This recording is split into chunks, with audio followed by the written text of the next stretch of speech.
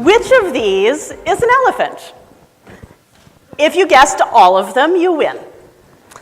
Their strangeness might make you think that in the Middle Ages, elephants were as imaginary as unicorns. But medieval people knew things about elephants. They knew that the elephant is the size of a mountain, that the Persians and Indians put wooden towers on his back and fight with arrows as if they were on top of a wall.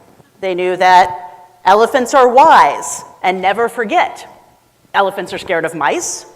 If they fall down, they can't get back up, and so they sleep leaning against trees.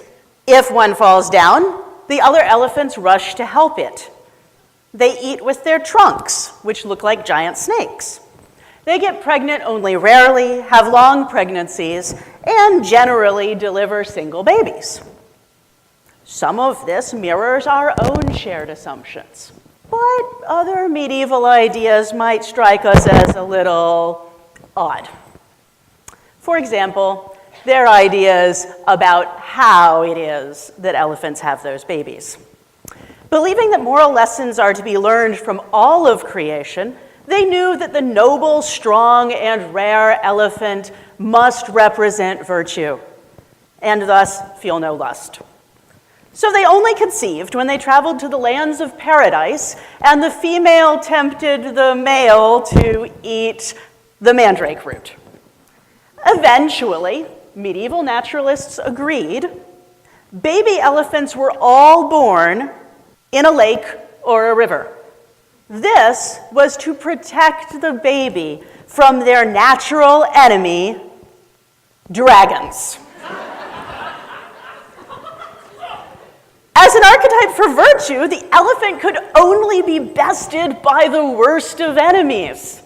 Dragons represent the enemy, Satan, and so dragons did their best to attack the poor elephants. Clearly, some of this makes sense to us, and other parts seem a little alien. But medieval understandings were rooted in scientific and cultural knowledge. Where did this come from? Much of it was inherited from the ancient world, from natural historians, scientists, and from ancient art. They also appeared in medieval stories about ancient heroes like Alexander the Great.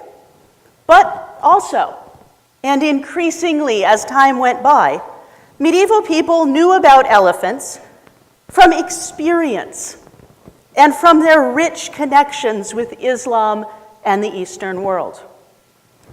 In 800, the Caliph Harun al-Rashid gave Charlemagne a white elephant named Abul Abbas, who eventually died while on campaign in the north against Vikings. Islamic literature, art, and scientific writings spread ideas about elephants through Europe, and Europeans traveled to places with elephants. Over time, traditional understandings of elephants blended with new experience, and the medieval ability to imagine elephants began to more closely match our expectations. This is a medieval example, but all people, including us, have environmental worldviews that are shaped by scientific and cultural knowledge, by experience, and by imagination.